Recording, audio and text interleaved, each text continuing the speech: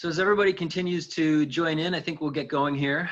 So welcome and thank you for joining us once again. My name is Dakota Schultz. I am the Executive Director of the Chicago chapter of the ANA. This is the fourth in our ongoing series of pulling together marketing leaders to talk about the changes that we're all facing. And I think it's a nice time to reflect on that a little bit, because this, probably like for a lot of you and your different businesses, began as kind of a what if, as a test, like how do we keep our chapter going while not being able to get together in person, which is such an important part of what we do. So a bunch of volunteers on our board got together quickly and decided, you know what, let's give it a go with this. And I think the response has been what we'd hoped for and more as well. You know, it initially began as kind of a webinar, as it were, but I've started to use the idea of it being a meeting much more frequently, because I think that encompasses this a little bit more.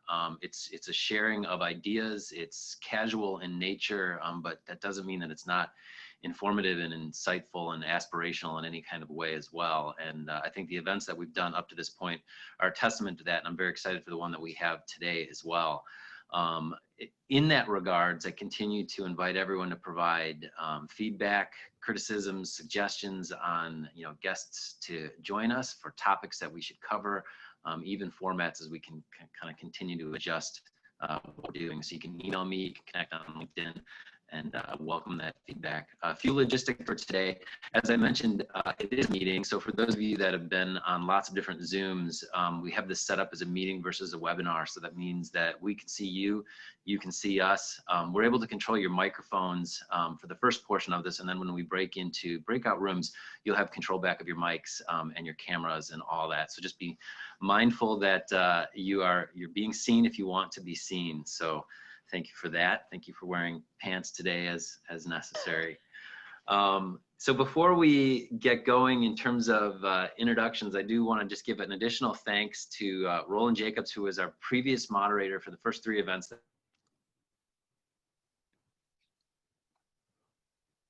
Unmute my own self. Roland has handed off the reins this week to Tony Kempa, a fellow board member on the Chicago chapter. Tony is a 30-year marketing veteran, the last 10 of which have been with Environmental Systems Design, which is a consulting and engineering firm in architecture, engineering, and construction industry. Tony is the head of marketing there, but he's also the managing director, which means that he sits right where marketing and operations intersect. So it's a particularly unique vantage point, I think, for the conversation that we're going to have today. As well as probably what's going on with all of us. He's an important leader in the culture of that business, and seeing how the ideas get into action that come from marketing, and vice versa, frankly. So he's also a passionate advocate of technology, the power of data, very much with regards to empowering people. So before my mic continues to mute itself, I'll check that. But please welcome Tony, and thanks again for being here today, everyone. Thanks, Dakota. Thank you, everyone, for joining us today. Really excited about this program. Roland has done an amazing job, so it's very big shoes to fill. We have some great guests today, Christine Wicks and Jim Anderson, and I'd like to introduce them in just a minute. But as I reflect on this series, and this is the fourth in the series, as Dakota was talking about, we've heard from some great marketing leaders how they're navigating what we're going through in this period of uncertainty, and I've been reflecting a little bit as well on, we've been trying to flatten the curve. So when we flatten a curve and we look at, a typical distribution curve, bell curve, right? You have this normalcy and then outliers. Well, we've pushed our outliers way out. So, and I'm thinking of that concept that when we get to some sort of new normalcy, what will that look like? And I love this series because we've heard from a lot of different marketing leaders who have been looking at new ways to guide or provide value to their companies. And Christine and Jim, they are both doing this as well. So let me just give you a real brief introduction on Christine and Jim. After spending the past 5 years leading the marketing communication team for C&W Services, Christine Wicks recently assumed responsibility for 3 additional business units of the firm's parent company, Cushman Wakefield. She has led communications teams during major acquisitions and the sale of a private company and an IPO. Prior to joining C&W Services at its launch in 2015, Christine led the marketing for Cushman & Wakefield's global division focused on corporate occupiers and institutional investors.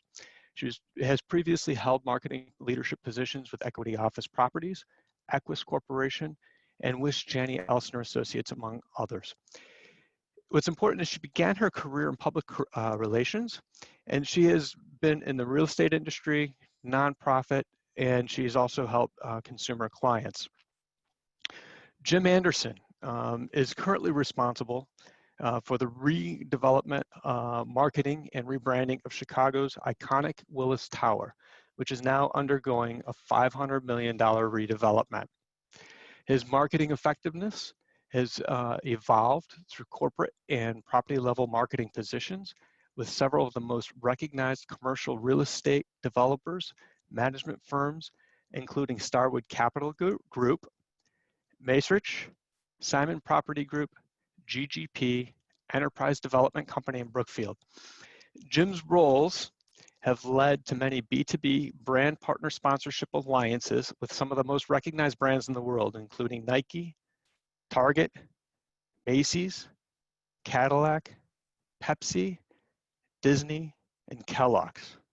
So I'd just like to, if you have a chance, clap, say hi, wave, market to Christine and Jim. Both, have really great careers, have a lot of perspective that they can offer on this call. And as Dakota said earlier, this is more of a conversation of, what we've been dealing with over the last 4 months, sharing these different experiences so we can all learn and grow professionally.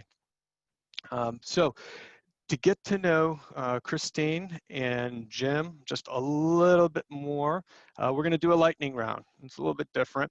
So Christine and Jim, are you ready for the lightning round? Ready. Ready, Tony. All right. Bears or Packers? Christine. Bears. Jim. Can I say Indianapolis Colts? You go for it. That sounds great. Blackhawks or Red Wings? Got to be Blackhawks. Blackhawks. All right. Absolutely. Beer or wine? Chardonnay. Jim? I'll go with any type of wine. Yeah. All right. Fantastic. Vacation spots, water or trees? Trees. Water. Water. Okay. Yep. I'm a water guy. I love water sports. So send me to the ocean. I'll be out there trying to surf. Even though I was born and I have lived my entire life in the Chicago area. Summer or winter? Summer. Summer, definitely. Yep. All right. And then Coke or Pepsi? I'm going to have to go with Pepsi out of deference to Jim's background. All right. Jim? I'm not a soft drinker. I'm happy with just regular water. All right, good. I'm right there with you. I had beer or wine. I had Coke, but when it came to Coke or Pepsi, I went with water. All right, so the first question I have, and I'll frame this with our former mayor, Rahm Emanuel. He was quoted for saying, "You never let a serious crisis go to waste." And what I mean by that is it's an opportunity to do things you think you could not do before. Christine, do you think the pandemic was an opportunity? Well, thank you, Tony. I mean, I certainly think the pandemic caused most of us to do things we couldn't or wouldn't have thought were possible before, whether that's changes to our homes and our personal lives, to the way we work, and certainly the way we market and the way we perform in our professional lives. At Cushman and Wakefield, first and foremost, we view the pandemic as a health crisis, and that really shaped everything that we did and that we have done. As an organization for our own people and our own clients, we tried to meet the crisis by getting out a huge volume of really good information, and we also tried to meet it with empathy for what people were going through. So practically speaking, our business has a really big client-facing sales force, and it was crucial early on that they were armed with all kinds of information immediately that would be helpful to their clients versus sales information. So we had a lot of real estate brokers and other people who were client-facing who needed to immediately be able to talk about things like how you safely reopen a building and what culture is going to mean in the future, if people are working from home versus what they were used to, which was kind of how to get a deal done. So we tried to equip them to have meaningful conversations about how to weather this together. And in real estate, that meant things like rethinking the landlord-tenant relationship to be one of collaboration rather than negotiation. And I know Jim's going to probably weigh in on that in a second. And I can only imagine that in other B2B businesses, the focus must have also been on keep working together with people who might have been on the other side of the table in your relationships to keep the business going. But to circle back to your question, Tony, absolutely. The volume of content and deliverables that we're putting out felt like something we'd never done before. It was just a deluge. But the approach was also highly empathetic, which is not necessarily the first thing that comes to mind when you think of commercial real estate companies. So by that I mean we're very open to sharing our thought leadership. And I think that's important because real estate is particularly relevant to everybody right now. We're all trying to figure out how we're going to get back into built places, whether they're stores or shops or museums or gyms or airports or our offices. When you talk about empathetic and in changing the deluge of content, right? A lot of marketers, we try to gate that content and try to get people to follow us and build the people who love us. Did you do anything differently with your content? Did you open it up? Did you do anything for placements and things like that, Christy? Sure. So we still gate some content, and things like webinars often, are inherently gated because you have people register to be on them. But we tried to gate less and to give more information away and make it readily available. We did a series of return to work guides that ended up being shared with associations, with government agencies, with schools, with boards of directors of public agencies, just really kind of getting the information out, not for a sales reason necessarily, but because the perspective was important and we felt that it was good perspective that, that our partners in the world need. Okay. So I'd like to get to partnerships again a little bit later, as we explore some of the things that we've had to do over the last several months. So Jim, same question. Was this pandemic an opportunity for your team at Willis Tower? Yes, Tony, excellent question. And, it's a very interesting time for Willis Tower. As you noted, we're in the midst of a massive redevelopment, $500 million plus, which started in 2017. So we've been evolving constantly over the last few years in constant change. So with that said, we've been very innovative and creative on keeping our tenant customers in the loop on all of these changes that have been affecting their sort of daily work experience here at the tower. So we've been in really sort of that mode of communication and looking at opportunities and really strengthening and building that community with our tenants for the last few years. So when the COVID-19 pandemic started with us, we really went into the mode of let's prepare for how we're going to enhance the communication channels that we'd already established with our tenant base. How do we continue integrating with all the different disciplines that are part of this massive vertical city of Willis Tower, everybody from the property management team to the leasing team to the operations staff to our outside PR and branding agency partners, and really collectively, move forward with this return to work reentry plan that was really top priority for us in the midst of all this additional sort of chaos and moving parts that we've had for the last few years. So I think it's really one of the things we've taken a big priority through the whole redevelopment experience and this crisis situation is that we're learning from our customers all the time.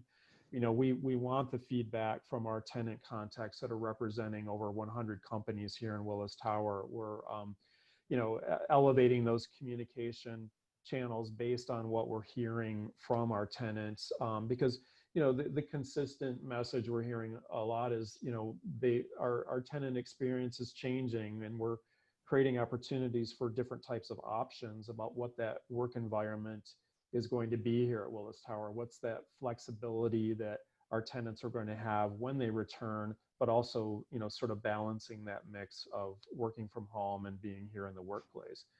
And I think we're in a very unique position here because we have a very mixed use audience. We have our daily office workers that populate this building. We have about 15,000 people that work in Willis Tower every day.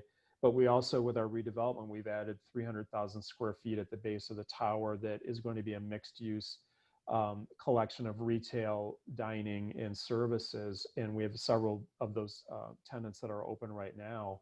And then obviously the tourism component with Willis Tower, how we touch on that with the whole Skydeck experience, which I'll talk about a little bit later. We just reopened Skydeck for weekend business a couple weeks ago. So I know that there's a lot there, but I think, long answer to your question, the opportunity to really sort of elevate our position in the community, and we are a really solid community that is evolving through this redevelopment, and this pandemic crisis communication opportunity was really sort of fit in well with some of the channels that we already had in place and some of the strategies we were already working on. Yeah. And Jeb, so really quick question. Have you found that the tenants of Willis Tower have been responsive in this kind of partnership with them as your customers? Yes, absolutely.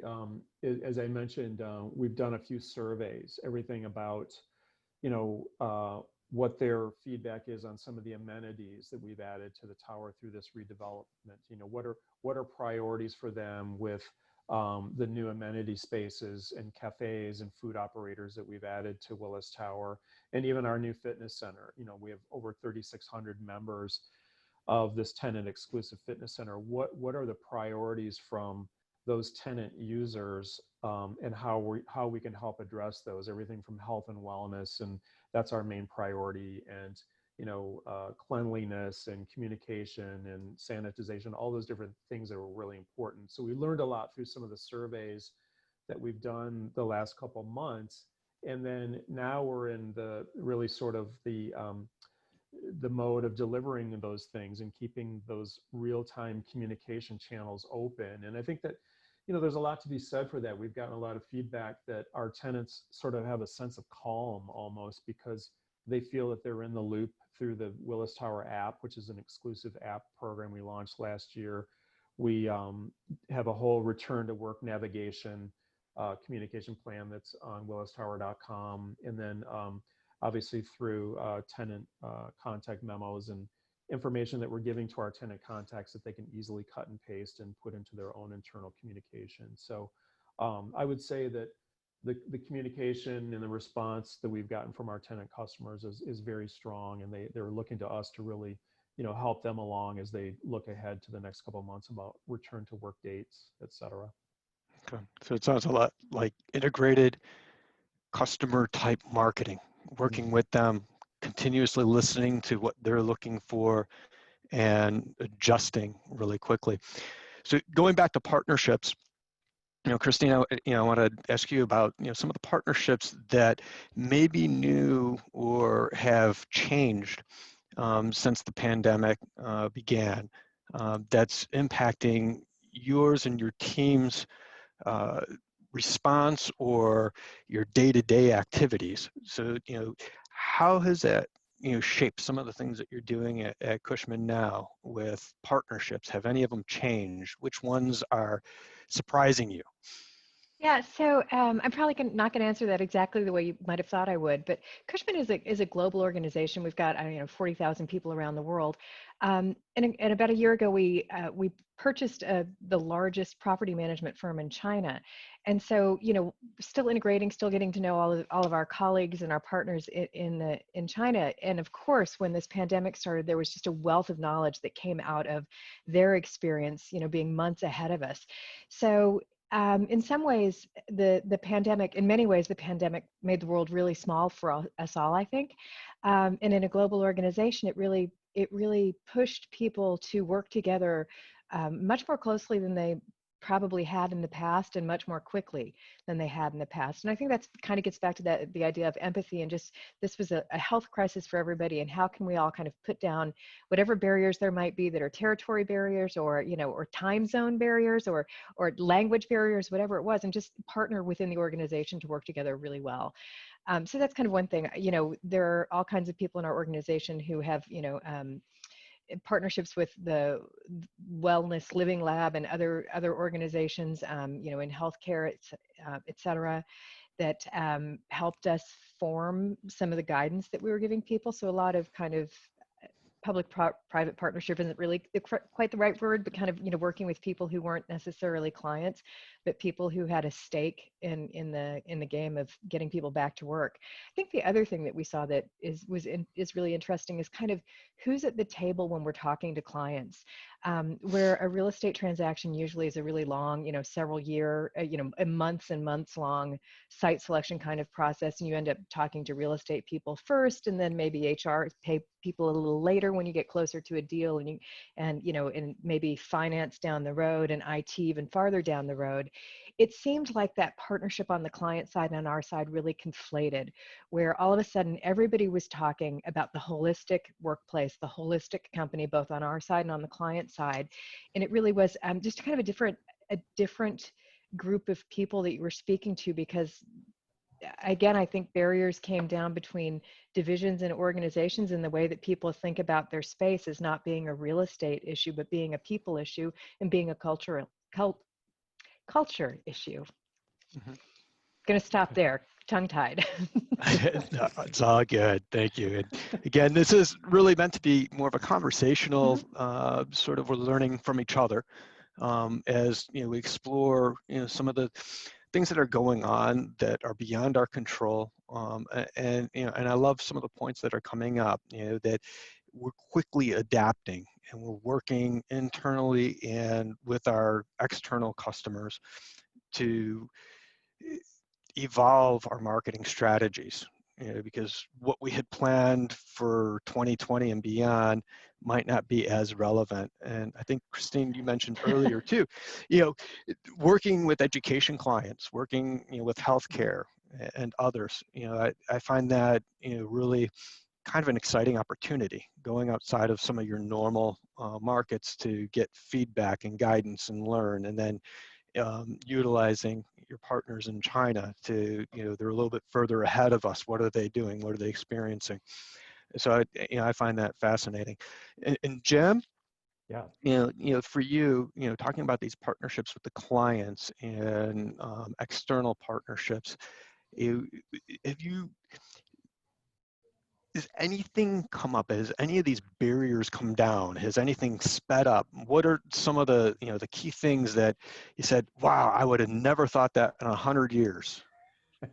Well, Tony, what comes to mind immediately is a lot of the people on this call probably remember that we had a crisis within a crisis here at Willis Tower in early May. We had a massive water intrusion, flood, and power outage for almost 2 weeks. Willis Tower was shut down.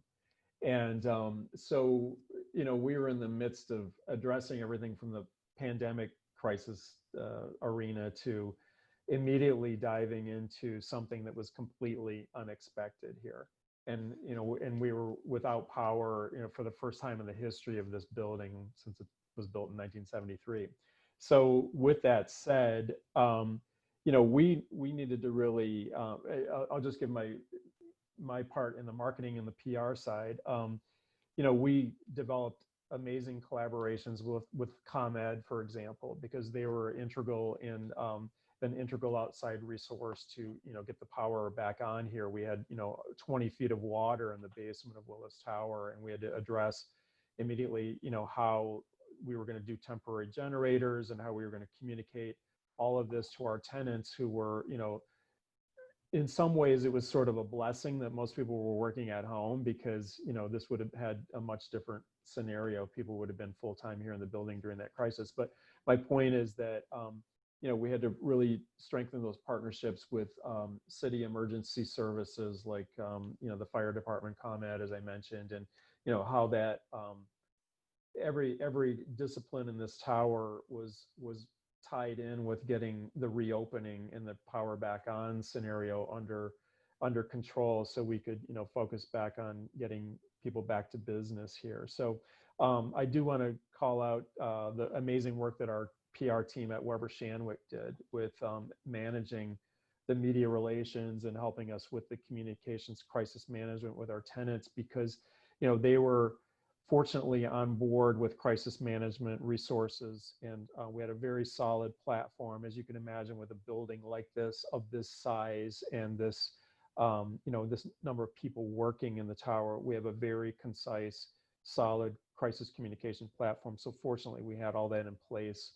And so the Weber team really partnered with us in, all the communication needed, et cetera, and all the, high level of media interest about that specific crisis. So, there were outside resources, but also internally, every discipline that's part of this project touched that particular incident, and we all collaborated together to get back to business so we could focus on, serving our customers and focusing on the return to work plan and what that was going to look like. Thank you, Jim.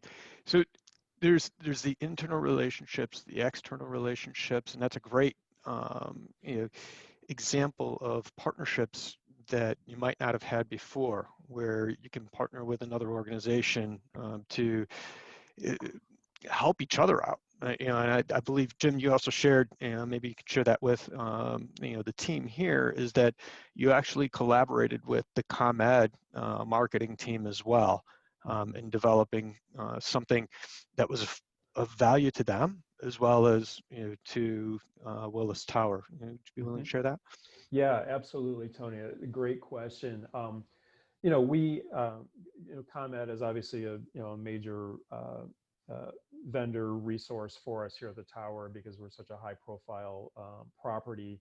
And we immediately partnered with their team and their media relations team on how we're having a consistent voice in this whole process, in this whole crisis situation that we were all, rolling up our sleeves to get our arms around. So it's been a really great partnership with them, and it actually, from that relationship and from that incident, they created a really amazing video about their involvement in getting the Willis Tower power situation under control, and how they partnered with us. And they've used that as sort of a PR marketing piece, which we were very supportive of.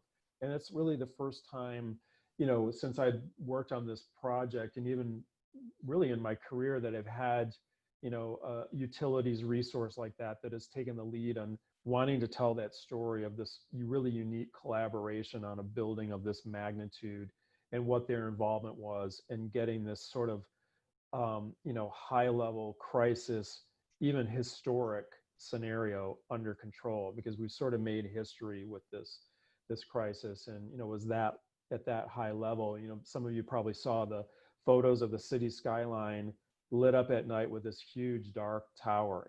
Again, never has happened in the history of this place. So kudos to the team at ComEd as a major partner in this, as we really, continue that communication and collaboration that EQ office is, very supportive of doing in our communities.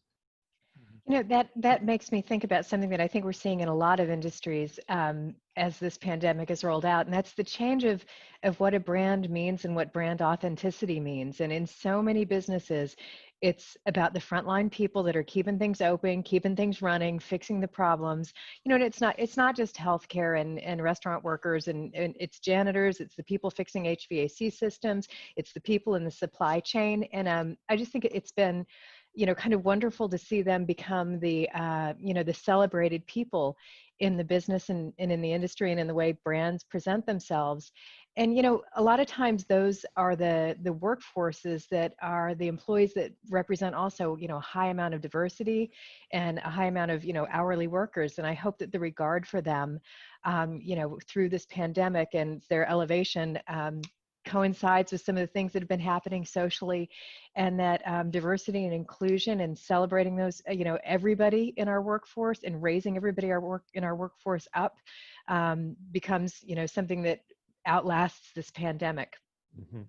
And if I can add to that, Christine, really good point. As I mentioned earlier, the Skydeck attraction here at Willis Tower reopened just 2 weekends ago. We're open for weekend only business right now, time ticketed scenario versus general admission. And, you know, Skydeck and normally attracts about 2 million visitors, domestic and international visitors from all over the place annually.